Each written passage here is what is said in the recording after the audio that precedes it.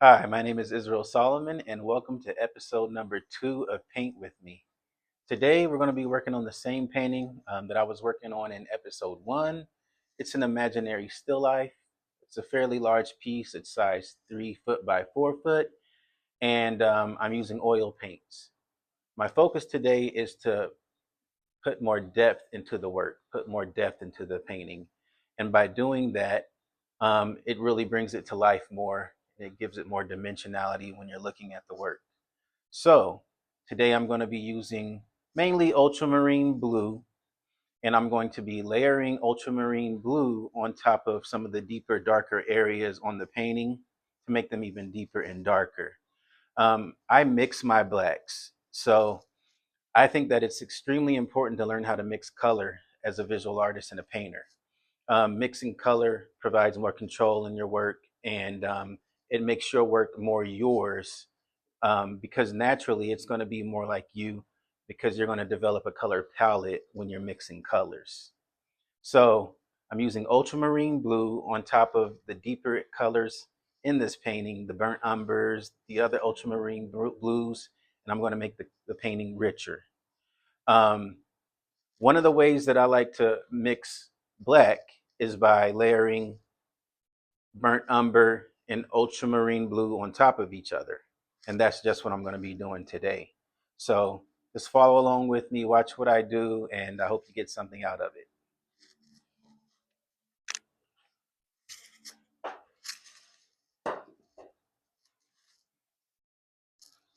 First thing I'm going to do is I'm going to start over here in this windowed area, and I'm just going to get the paintbrush going right through here, adding those ultramarine blues on top of ultramarine blues, making those areas rich, more developed, a little less sketchy and smoother.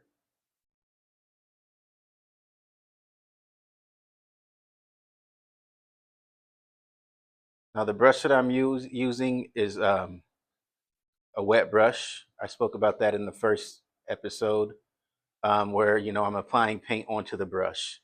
And as I did in episode number 1, I mixed liquid in with this ultramarine blue color. And what I did with that is I speed up dry times and I make a glossier paint. The more liquid you lose, excuse me, the more liquid you use, the quicker the dry time is going to be. The less liquid, the slower the dry time is going to be. So, you want to think about that if you're using that medium. There are a lot of different mediums that you can mix with oil paints. One of the things about oil paint that's a lot different from acrylics, which I would say probably most people use, is drying time. You know, when you put that acrylic down onto the canvas or onto your surface, it's really dry enough to layer if you know what you're doing just within a few minutes. But when you're working with oils, not so much. Even putting liquid or other materials that will speed up drying time into your oils, you're not going to get that almost instant gratification of being able to go back over that color and layer something on top of another. But the benefit of layering, and to me, is that you get deeper and richer colors, as I was previously mentioning. So I'm just making this area deeper and richer. I really want it to look mystified, almost somewhere that you just want to stare into and imagine what's going to be there. And I'm going to continue to layer and layer in this windowed area, this open space, until I'm satisfied. So I got a long way to go there. Um, and this brush is dry. So again, I'm using a dry brush to sort of just like blend things in, um, to the paint that was already on the surface. I'm going to grab a little bit more ultramarine blue, and I'm going to start going into other spaces and doing a similar thing. I want this area over here darker, so I'm going to do the same thing here.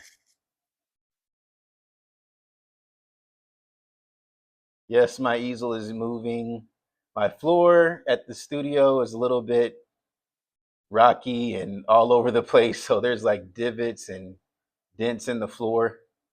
So that's part of it. The other part of it is I probably need to like retighten it, and I'll do that so that I can prevent myself from all of the wiggling that's going on right now.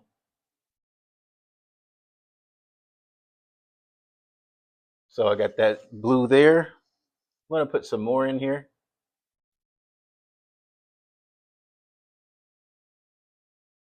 I'm gonna go up a little bit further with that ultramarine blue.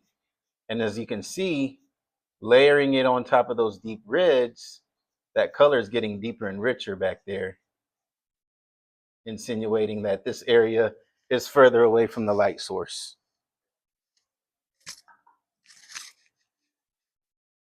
So I'm gonna go in here, dry brush, same thing, blend, blend, blend, push around, blend, soften,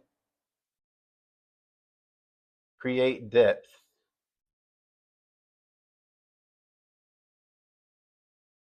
It's almost like a sense of wonder. I feel that when I'm creating depth in a painting, trying to get lost inside of the painting so that it's intriguing to stare at for more than just a glance. When I have art shows, one of the things that I really, really enjoy doing is watching people look at my work. And oftentimes I even like it more when they don't know that I'm the artist, because I feel like I'm getting a real reaction as to how people take my work and perceive it. What are they saying about it? Are they interested in it? Do they like it? Do they not like it? Why don't they like it? Do they enjoy the subject matter? Is the subject matter something that they don't click with? I've seen all of those things, and I really enjoy watching people look at my work. I really get a kick out of it. So I've got a show coming up soon, within about 6 weeks or so, and that's one of the most things that I'm really excited about. Outside of just sharing the work, is getting feedback from people who don't even really realize that they're giving me feedback. And again, that is really a benefit for me, to know what direction that I'm going in, and if I went into the right direction, you know, or, is it something that I could have improved upon, that I could have done better? You can learn a lot from people that are looking at, viewing, and critiquing your work. And for me, again, this is a lifelong learning process.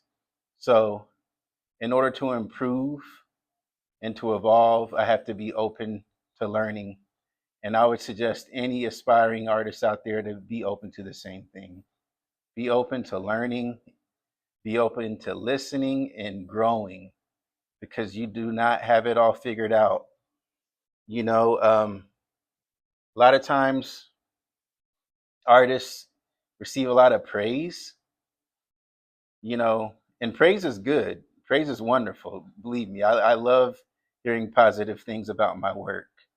But it's also important to, be open to criticism and improvement.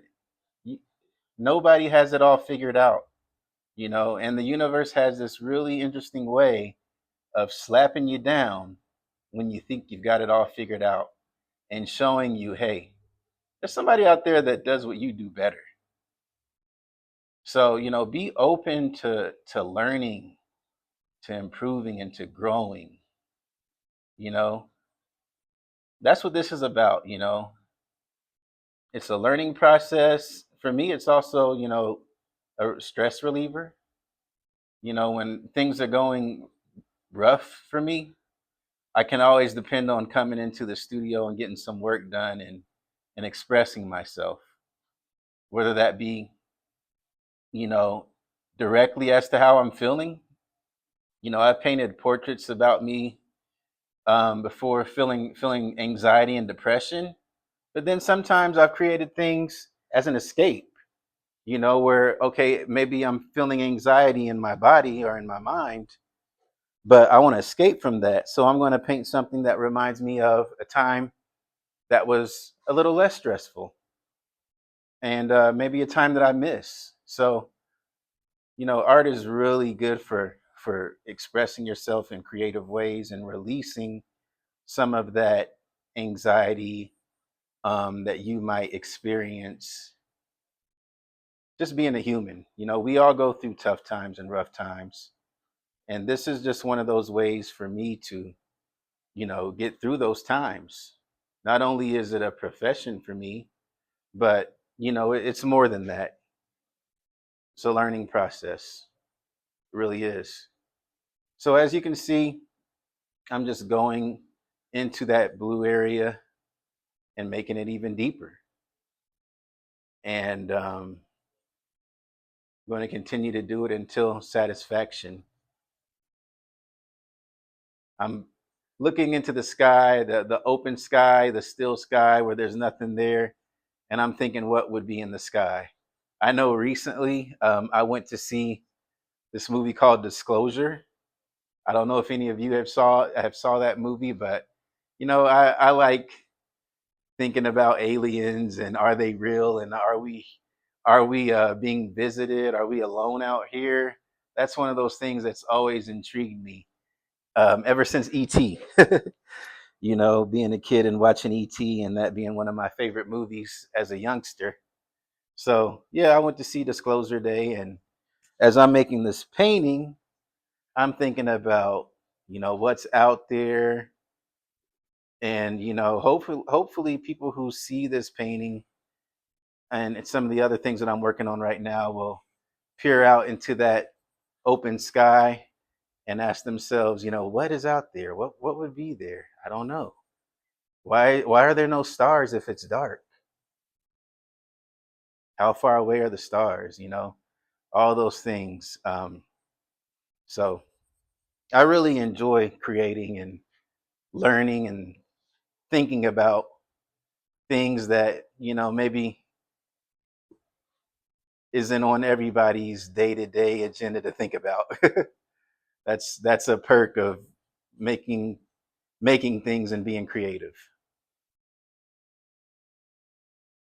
So I need to go into some of these areas here and implement some of these deeper, richer blues into those areas as well.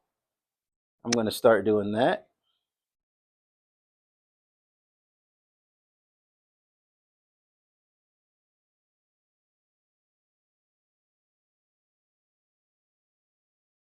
Got a little bit too much paint on my brush. It's a little bit too loaded, so we wipe it down a bit.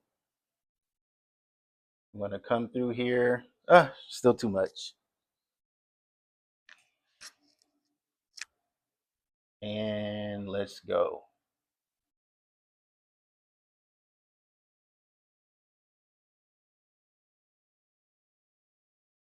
Creating a little bit of a curve here.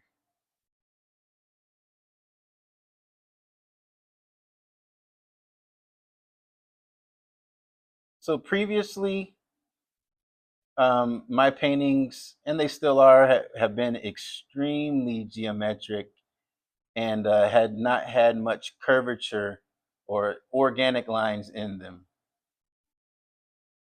Earlier this year, I told myself I was going to start to paint exclusively with oils as opposed to acrylics.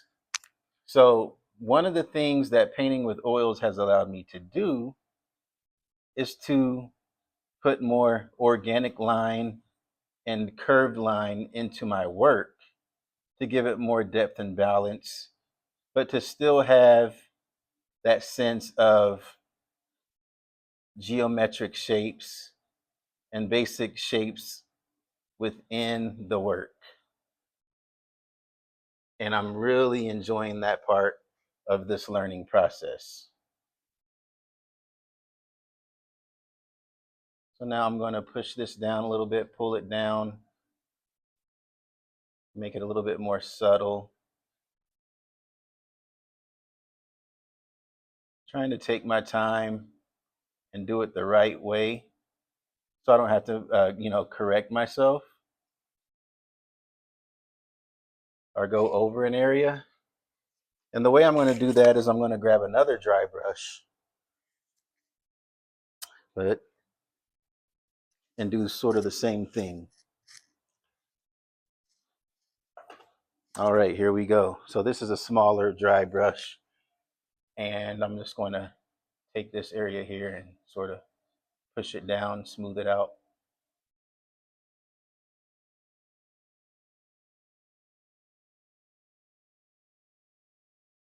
I really look forward to finishing this out and seeing how it turns out at the end. It's taken a little bit longer than I expected, excuse me, because I wanted to allow it to sit and dry a little bit more before working back on it. So I gave it a couple days to sit and dry a little bit more. But now I'm attacking it, and I'm feeling confident that it's gonna be pleasing at completion.